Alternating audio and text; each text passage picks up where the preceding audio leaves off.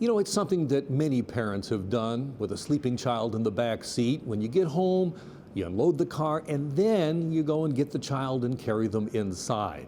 On March 10th, when a family from North York took an Uber home, they started to unload, but then came outside to find that the car had driven away with a sleeping 5-year-old in the back seat. Initially it was shock, and then it was panic, and then it was terror, anger, frustration, dread. Julia Viscomi came to Toronto City Hall looking for answers she says she can't get from Uber.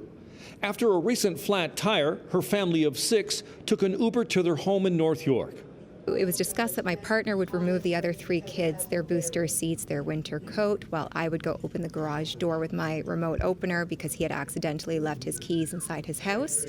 And then the idea was that once I had completed that, he would have finished unloading the rest of the kids, and I would then retrieve my daughter. But as soon as I went back to the vehicle, he had taken off. What followed was a terrifying 90 minutes where Uber would not connect her with the driver, nor apparently would they connect police.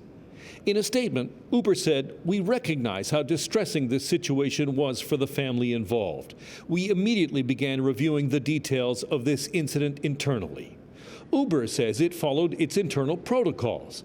Police did locate the driver, and the little girl was safely reunited with her mother.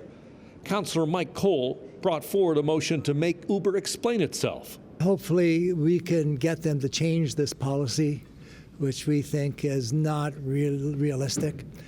So we're going to ask them to change the policy to make it possible to contact them in an emergency.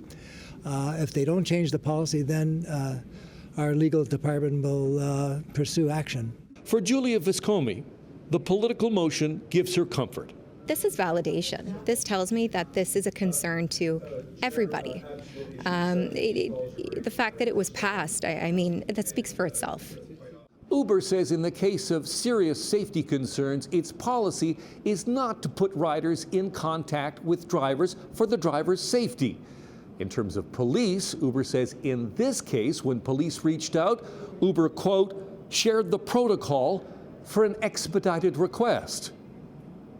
Alan Carter, City News.